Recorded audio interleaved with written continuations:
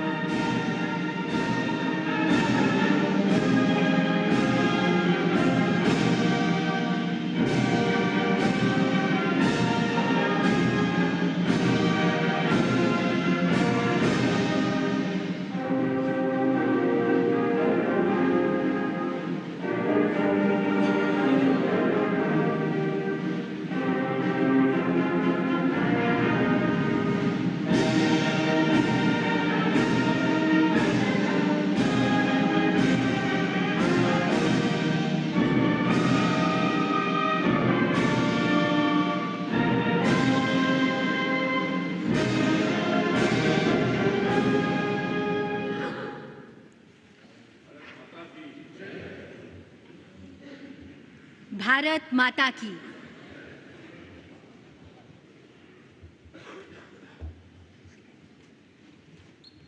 छब्बीस नवंबर 1949 ईस्वी मिति मार्गशीर्ष शुक्ल सप्तमी संवत 2006 विक्रमी को एतत् द्वारा संविधान को अंगीकृत, अधिनियमित और आत्मार्पित किया गया।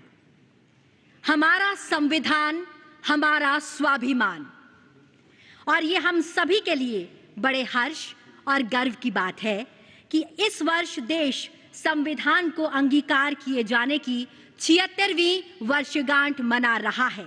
नमस्कार आप सभी का, आप सभी माननीय विशिष्ट जनों का इस ऐतिहासिक केंद्रीय कक्ष में हार्दिक स्वागत, अभिनंदन एवं आप सभी को शत शत वंदन।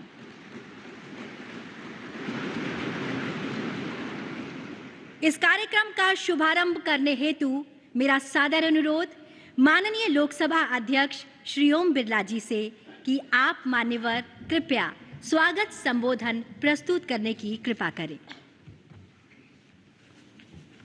संविधान दिवस के पावन अवसर पर सभी देशवासियों को हार्दिक बधाई, शुभकामनाएं। इस पावन अवसर पर आज हम भारत की संविधान सभा के अध्यक्ष डॉक्टर राजेंद्र प्रसाद जी, हमारे संविधान के शिल्पकार बाबा साहब डॉक्टर भीमराव अंबेडकर जी एवं संविधान सभा के सभी मान्य सदस्यों का आदरपूर्वक नमन करते हैं उनके अद्भुत ज्ञान, विवेक, दूरदृष्टि और अथक परिश्रम से ही ऐसा महान संविधान मिला जो में न्याय, समानता, बंधुत्व और हर नागरिक के सम्मान और गरिमा की गारंटी देता है। इस अवसर पर पधारे हमारे माननीय राष्ट्रपति महोदय जी, माननीय उपराष्ट्रपति जी, माननीय प्रधानमंत्री जी, राज्यसभा में सदन के नेता, माननीय संसदीय कार्य मंत्री, राज्यसभा में सदन के प्रतिपक्ष नेता, लोकसभा में नेता प्रतिपक्ष, राज्यसभा के उपसभापति, माननीय मंत्रीगण, सभी दल के नेतागण, माननीय सदस्यगण, अतिथियों, आप सभी का इस ऐतिहासिक संविधान सदन में हार्दिक स्वागत, अभिनंदन। संविधान सभा का ये केंद्रीय कक्ष और पवित्र स्थान है जहां गहन चर्चा, संवाद एवं विचार मंथन के बाद हमारे संविधान को आकार दिया गया। जनता की आकांक्षाओं को संवैधानिक प्रावधानों में लिपिबद्ध किया गया। संविधान के मार्गदर्शन में पिछले 7 दशक से अधिक के कालखंड में हमने नीतियों और कानून बनाए और सामाजिक न्याय और समावेशी विकास के लक्ष्य प्राप्त किए। हमने अपने संविधान के मार्गदर्शन में हमने सुशासन और सामाजिक आर्थिक विकास की एक परिवर्तनकारी यात्रा तय की है। भारत विश्व का सबसे जीवंत और सफल लोकतंत्र माना जाता है। हमारा संविधान का गौरव है और हमारे संविधान की प्रस्तावना में लिखित शब्द हम भारत के लोग, हमारी सामूहिक शक्ति, राष्ट्रीय एकता और जन कल्याण के लक्ष्य की सशक्त अभिव्यक्ति है। आज हम सभी का सामूहिक लक्ष्य है वर्ष 2047 तक भारत को विकसित राष्ट्र बनाने का, और ये लक्ष्य तभी पूर्ण होगा जब हम अपने जीवन में संविधान के मूल्यों और आदर्शों को अपनाएंगे। आइए आज इस पावन दिवस पर हम अपने इस संकल्प को दृढ़ करें कि संविधान के मूल्यों एवं आदर्शों को आत्मसात करेंगे और हमारा निर्णय राष्ट्र हित को सर्वोपरि होगा। अपने कर्तव्यों और दायित्वों को निभाते हुए आने वाली पीढ़ियों के लिए हम एक ऐसे भारत का निर्माण करेंगे जो विकास, न्याय, एकता, बंधुता और मानवीय गरिमा की मिसाल हो। और इसी भावना के साथ मैं सभी उपस्थित अतिथियों का धन्यवाद व्यक्त करता हूं। जय हिंद। बहुत बहुत धन्यवाद मान्यवर। And now I request honourable vice president of India and chairman Rajya Sabha Shri CP Radhakrishnan ji to kindly address the distinguished gathering. தாயின் அன்பாய், தந்தையின் அறிவாய், குருவின் ஒளியாய், தாயாய், தந்தையாய், குருவாய், தெய்வமாய் நாம் அனுதினமும் வழிபடுகின்ற புனித பாரத அன்னையின் பொற்பாதங்களை முதற்கண் பணிந்து வணங்கி, I touch and salute the holy feet of Bharata Mata, the most powerful and the most merciful. Honorable President of India, Srimati Draupadi Murmu ji, Honorable Prime Minister of India, Shriman Narendra Modi ji, Honorable Speaker Lok Sabha, Shriman Om Birla ji, Honorable Union Ministers, Honorable Leaders of the Opposition of both Houses, Honorable Deputy Chairman Rajya Sabha, distinguished members of Parliament, Bhai Begno, sabko namaskar. On this great day in 1949, our holy constitution was adopted by the Constituent Assembly of Independent Bharat. I extend my warm greetings to all my beloved Bharatvasis. Since 2015, we have started observing 26th November as the Constitution Day every year, Samvidhan Divas. Now it has become the pride celebration of every Indian. Our great extraordinary leaders like Baba Saheb, Dr. Bhim Rao Ambedkar ji, Dr. Rajendra Prasad ji, Sri N. Gopalaswamy Iyengar, and Sri Alladi Krishnaswamy Iyer ji, Sri K.M. Munshi ji, Durgabai Deshmukh ji, and other great leaders made this constitution in such a way in its every page we see the soul of our nation. Our constitution was drafted, debated, and adopted by our outstanding tall leaders of Mother Bharat in the Constituent Assembly. It embodies the collective wisdom, sacrifice, and the dreams of millions of our countrymen who fought for freedom. The great scholars, drafting committee, and the members of the Constituent Assembly gave insightful thoughts to fulfill the hopes and aspirations of crores and crores of Indians. Their selfless contribution make Bharat as the largest democracy in the world today. Our Constitution was born out of intellect and lived experience, sacrifices, hopes, and aspirations. The soul of our Constitution has proved that Bharat is one and it will be one forever. In the recent years, by adopting pragmatic and saturation-first approach, we have been able to perform well on many development indicators. From nowhere, we are now the fourth largest economy of the world, and very soon we are going to be the third largest economy of the world.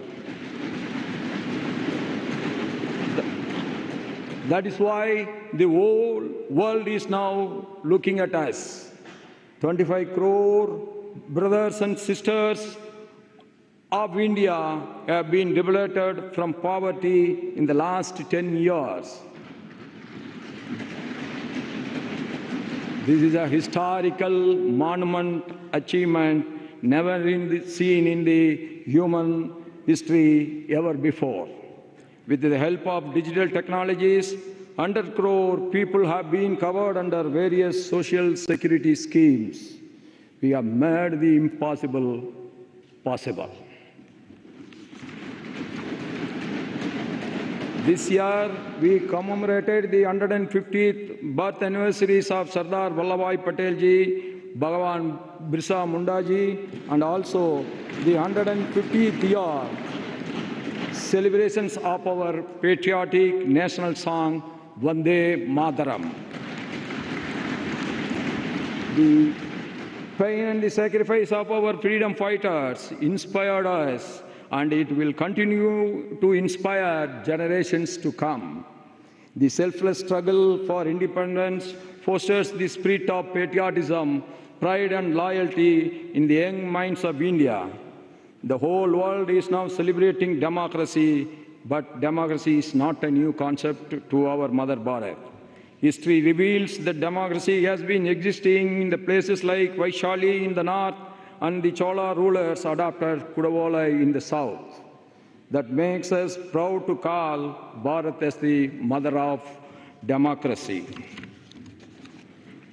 No democracy can survive without the consciousness contribution of the citizens. In our Mother Bharat, every citizen, whether he or she, rich or poor, always contribute to strengthen the democracy.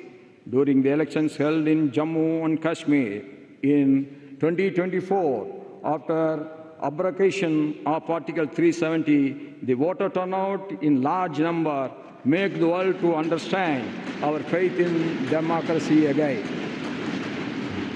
In the recently held Bihar elections, voter turnout, particularly that of women in large numbers, has added another precious diamond in the crown of our Mother Bharat democracy.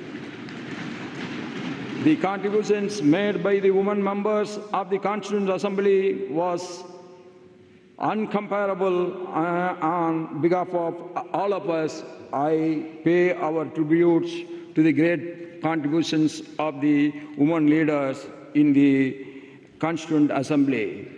I quote the famous speech of our great woman leader in the Constitutional Assembly, Hansa Mehta ji. Quote, "We have asked for is social justice, economic justice, and political justice," unquote. The Nari Shakti Vandan Adhiniyam, enacted in 2023, is a befitting tribute to the contributions of the women members of the Constituent Assembly and the women of our motherland. This act will give equal opportunity to our mothers and sisters to come forward and contribute in the nation building to make India the superpower of the world. As the governor of states of Jharkhand, Maharashtra, and Telangana, I had the privilege of interacting with the tribal communities. No one can forget the significant role and sacrifice of the tribal community and our tribal leaders in the freedom movement, yes, also in the Constituent Assembly. It is a matter of pride that since 2021, we have started to commemorate the Janjatiya Gaurav Divas, to remember the great sacrifice and recognize their struggles of our tribal leaders and community in the movement to liberate India from the colonial rule. Our Constitution reflects our strong commitments towards social justice and economic empowerment of scheduled caste, scheduled tribe, backward classes, and the other weaker sections of the society. We all are proud of our Constitution. Yes, it carries the inclusive spirit.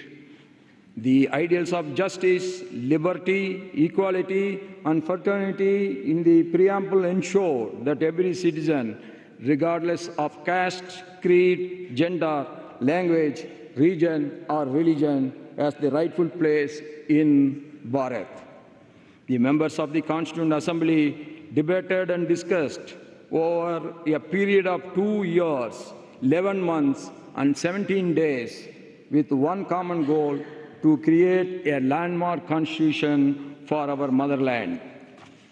In the same spirit of our constitution makers, we all should now work together towards the goal of Viksit Bharat during this Amrit Kal.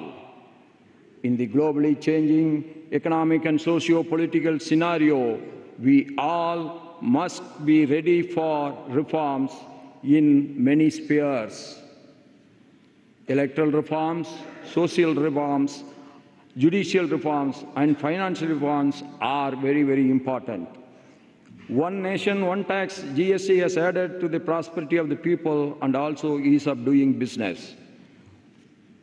One nation, one tax, GST paved the way for removing complicated multi-tax system and also in removing the check posts all over the country overnight.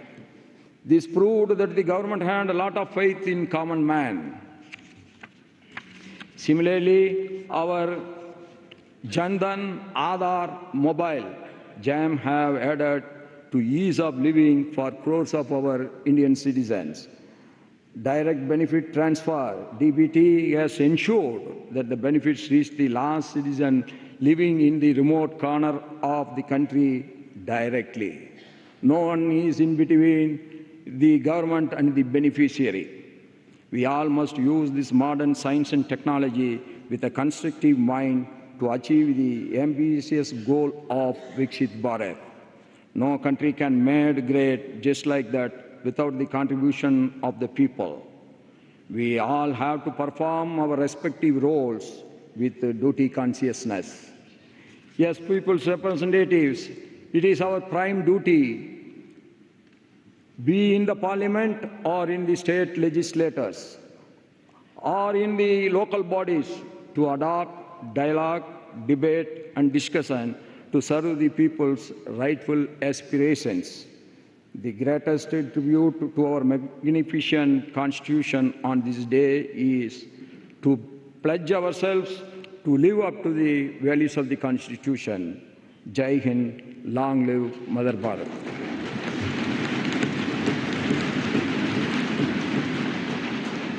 Thank you very much sir. आज का ये ऐतिहासिक दिन हमारे संविधान को समर्पित है। संविधान की स्वीकृति की 76वीं वर्षगांठ के शुभ अवसर पर हम मलयालम, मराठी, नेपाली, पंजाबी, बोडो, कश्मीरी, तेलुगु, उड़िया और असमिया इन 9 भाषाओं में भारत के संविधान के विमोचन के आज साक्षी होंगे। जी हाँ, इनमें बोडो और कश्मीरी का पहली बार संविधान में संस्करण होने जा रहा है और अन्य भाषाओं में कॉन्स्टिट्यूशन का अपडेटेड संस्करण शामिल है, जिसमें पंजाबी का संस्करण 50 साल के बाद हो रहा है। माननीय राष्ट्रपति जी, कृपया इनका लोकार्पण कर इस क्षण को इतिहास में स्वर्ण अक्षरों से अंकित करने की कृपा करें।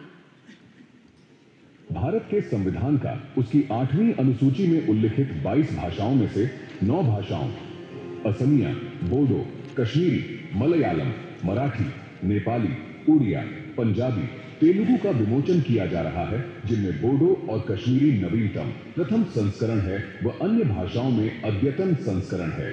हमारी ये 9 भाषाएं असम, केरल, महाराष्ट्र, सिक्किम, ओडिशा, पंजाब, आंध्र प्रदेश तथा तेलंगाना और जम्मू कश्मीर संघ राज्य क्षेत्र में जनसाधारण द्वारा प्रयोग में लाई जाती है। बहुत बहुत धन्यवाद।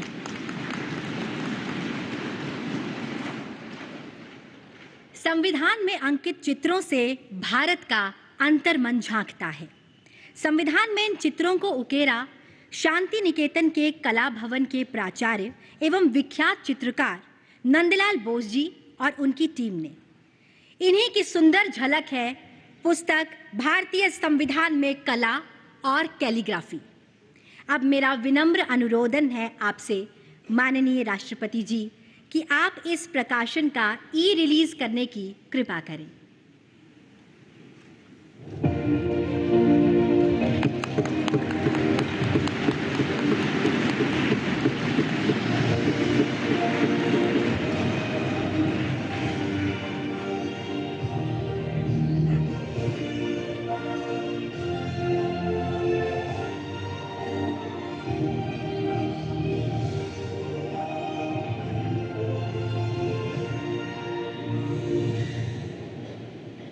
बहुत बहुत धन्यवाद। अब माननीय राष्ट्रपति जी, आपसे विनम्र अनुरोध है कि आप अपने ज्ञानवर्धक शब्दों से हम सभी का मार्ग प्रशस्त करने की कृपा करें।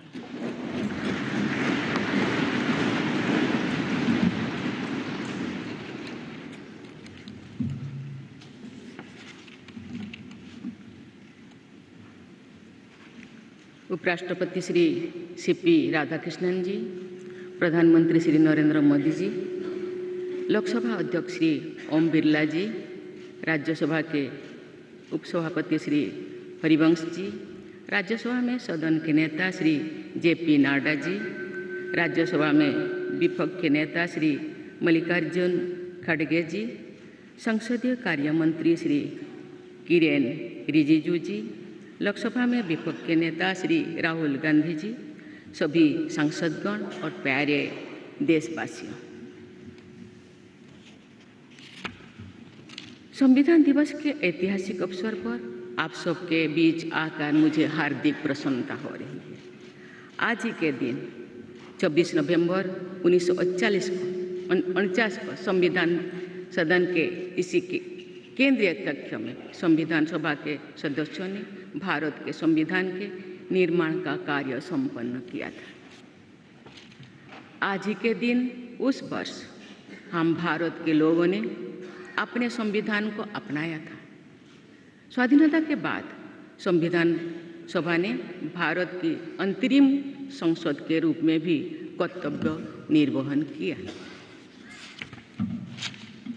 प्रारूप समिति के अध्यक्ष बाबा साहेब डॉक्टर भीमराव अंबेडकर हमारे संविधान के प्रमुख निर्माताओं में से थे। बाबा साहेब की 125वीं जयंती के वर्ष में यानी सन 2015 में 24 नवंबर को प्रतिवर्ष संविधान दिवस के रूप में मनाने का निर्णय लिया गया और निर्णय अत्यंत सार्थक सिद्ध हुआ है। आज के दिन पूरा देश भारतीय लोकतंत्र के आधार हमारे संविधान के प्रति तथा उसके निर्माताओं के प्रति आदर व्यक्त करता है। हम भारत के लोग अपने संविधान के प्रति व्यक्तिगत और सामूहिक स्तर पर आस्था व्यक्त करते हैं। अनेक योजनाओं के माध्यम से देशवासियों को, विशेषकर युवा वर्गों को संवैधानिक आदर्शों से अवगत कराया जाता है। संविधान दिवस से मनाने की परंपरा का शुभारंभ करने और उसे निरंतरता प्रदान करने की जितना भी प्रशंसा की जाए और कम। माननीय सांसदगण संसदीय प्रणाली को अपनाने के पक्ष में संविधान सभा में जो ठोस तर्क दिए गए थे वो आज भी प्रासंगिक है। विश्व के विशालतम लोकतंत्रों में जन आकांक्षाओं को अभिव्यक्त करने वाली भारतीय संसद विश्व के अनेक लोकतंत्र के लिए आज एक उदाहरण के रूप में प्रतिष्ठित है। हमारे संविधान निर्माता चाहते थे कि संविधान के माध्यम से हमारा सामूहिक और व्यक्तिगत स्वाभिमान सुनिश्चित रहे। मुझे ये कहते हुए बहुत प्रसन्नता होती है कि बीते दशक में हमारे संसद ने जन आकांक्षाओं को अभिव्यक्त करने के अत्यंत प्रभावी उदाहरण प्रस्तुत किया है। संविधान निर्माताओं की अपेक्षाओं पर खरा उतरने के लिए मैं आप सभी सांसदों को बहुत बहुत बधाई देती हूँ। साथ ही कृतज्ञ राष्ट्र की ओर से मैं संविधान सभा के परम सम्मानीय सदस्यों की स्मृति में सादर नमन करती हूँ। हमारे संविधान की अंतरात्मा जिन आदर्शों में अभिव्यक्त होती है वो आदर्श है सामाजिक, आर्थिक एवं राजनैतिक न्याय, स्वतंत्रता, समता और बंधुता। मुझे ये देखकर हर्ष होता है कि इन सभी आयामों पर संसद सदस्यों ने संविधान निर्माताओं की परिकल्पनाओं को यथार्थ स्वरूप प्रदान किया है। हमारी संसदीय प्रणाली की सफलता के ठोस प्रमाण के रूप में आज भारत विश्व की तीसरी सबसे बड़ी अर्थव्यवस्था बनने की ओर तेज गति से अग्रसर है। भारत में लगभग 25 करोड़ लोगों के गरीबी की सीमा रेखा से बाहर आने से आर्थिक न्याय के पैमाने पर विश्व की सबसे बड़ी सफलता अर्जित है। हमारे संविधान में सामाजिक न्याय को प्रमुखता दी गई है। सामाजिक न्याय के आदर्शों के अनुरूप समावेशी विकास के प्रयास किए जा रहे हैं। ऐसे अनेक प्रयासों में इकोनॉमिकली वीकर सेक्शंस के लिए शिक्षण संस्थाओं और रोजगार में आरक्षण का प्रावधान करना, दिव्यांगजनों की परिभाषा को विस्तार देते हुए उनके हित में विशेष अधिनियम लागू करना और उसे कार्यरूप देना तथा राष्ट्रीय पिछड़ा वर्ग आयोग को संवैधानिक दर्जा प्रदान करना शामिल है। 3 तलाक से जुड़े सामाजिक कुरीति पर अंकुश लगाकर संसद ने हमारी बहनों बेटियों के सशक्तिकरण और सामाजिक न्याय की दिशा में ऐतिहासिक कदम उठाए हैं। देश के आर्थिक एकीकरण के लिए स्वाधीनता के बाद का सबसे बड़ा टैक्स सुधार गुड्स एंड सर्विसेज टैक्स के रूप में किया गया है। आर्टिकल 370 के प्रावधानों को निरस्त करके देश के समग्र राजनैतिक एकीकरण के मार्ग में बाधक बने हुए अवरोध को दूर किया गया। नारी शक्ति बंधन अधिनियम द्वारा वुमेन लीड डेवलपमेंट के एक नए युग आरंभ होगा। नारी शक्ति अर्थात मातृशक्ति के बंधन का हमारे संस्कृति में अत्यंत महत्वपूर्ण स्थान रहा है। इस वर्ष 7 नवंबर से हमारा राष्ट्रगीत वंदे मातरम की रचना के 150 वर्षों पूरी होने के उपलक्ष्य में देशव्यापी स्मरण उत्सव मनाया जा रहा है। ये स्मरण उत्सव भारत माता को समृद्ध, सशक्त और आत्मनिर्भर बनाने का संकल्प का अवसर है।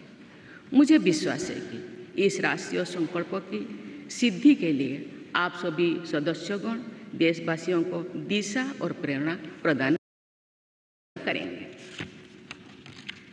हमारा संविधान हमारी राष्ट्रीय अस्मिता का ग्रंथ है। ये हमारी राष्ट्रीय पहचान का ग्रंथ है। ये कॉलोनियल माइंडसेट का परित्याग करके नेशनलिस्ट माइंडसेट के साथ देश को आगे बढ़ाने की मार्गदर्शक ग्रंथ है।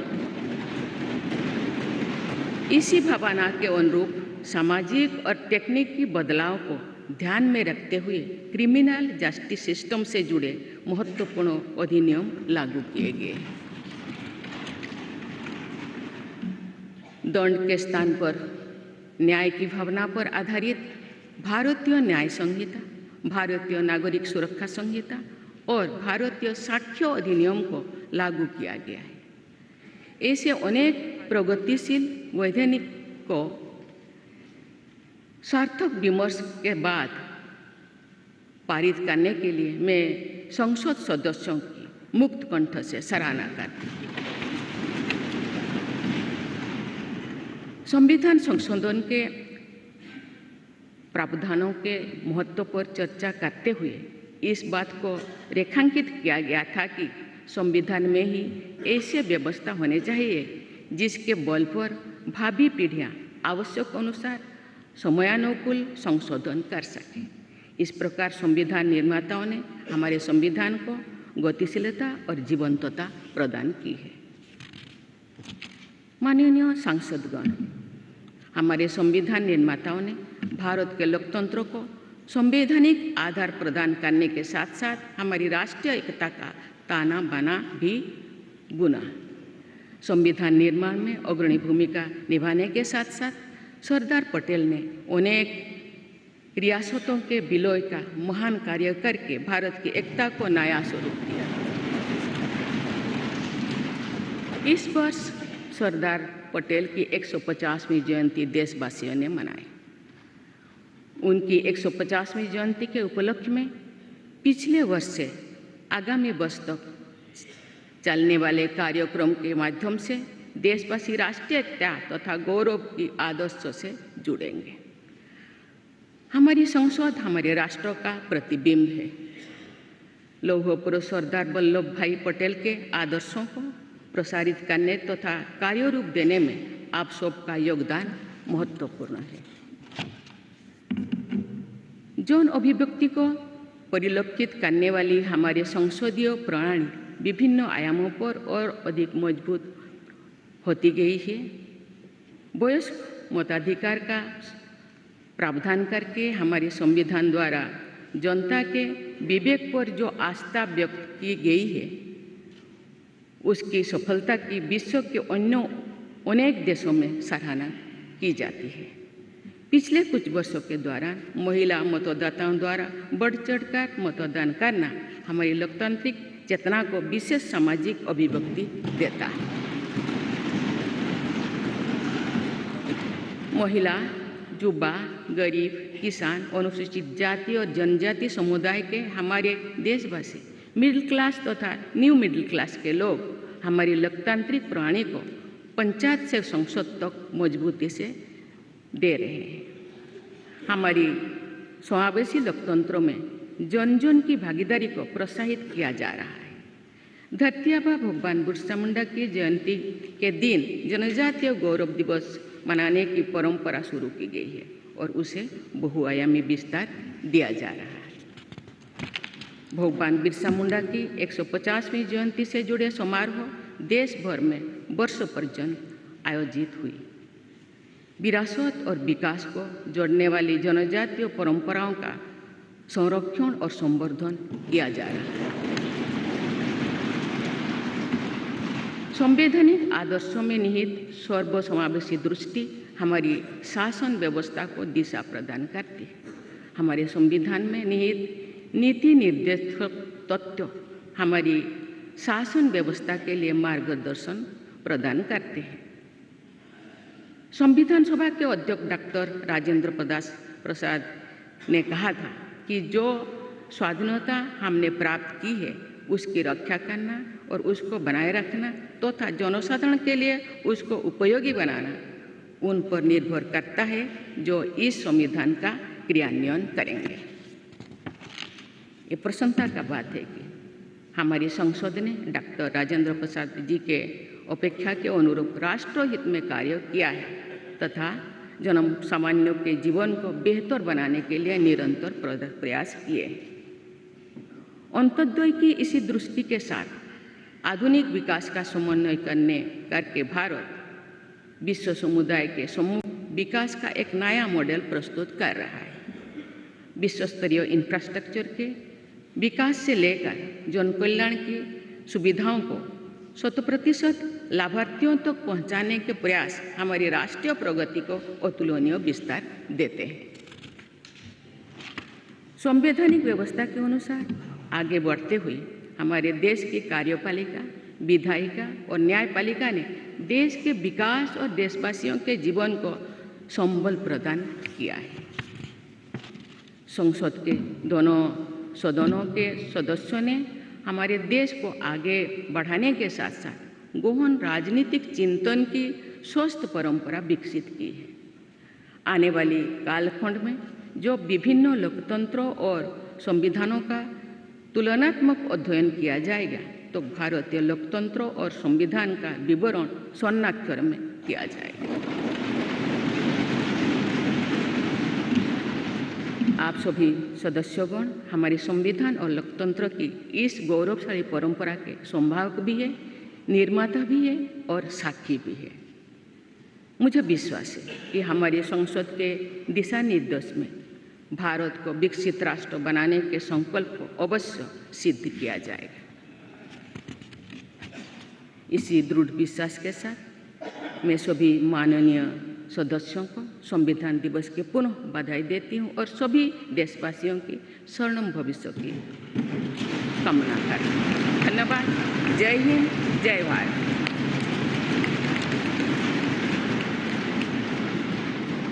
बहुत बहुत धन्यवाद माननीय राष्ट्रपति जी। और अब आपसे विनम्र अनुरोध है कि आज के इस विशेष अवसर पर आप पूरे राष्ट्र के साथ उद्घोषिका का वाचन करें। Now we all will read the preamble led by honourable president ma'am.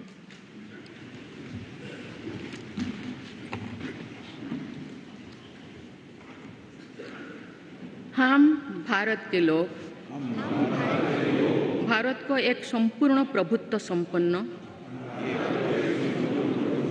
सामाजिक पंथनिरपेक्ष लोकतंत्रात्मक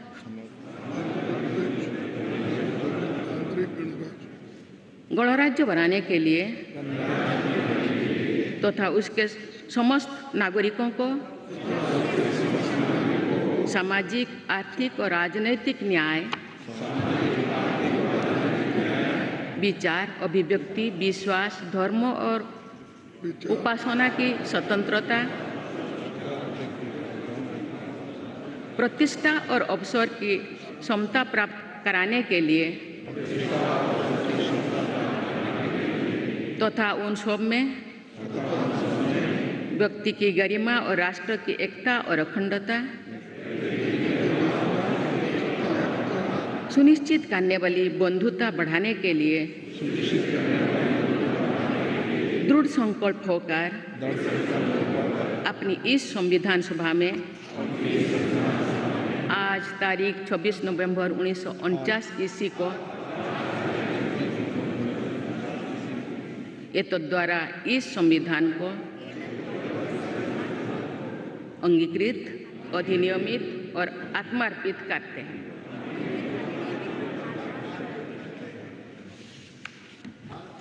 भारत माता की जय। और अब राष्ट्रगान का सम्मान।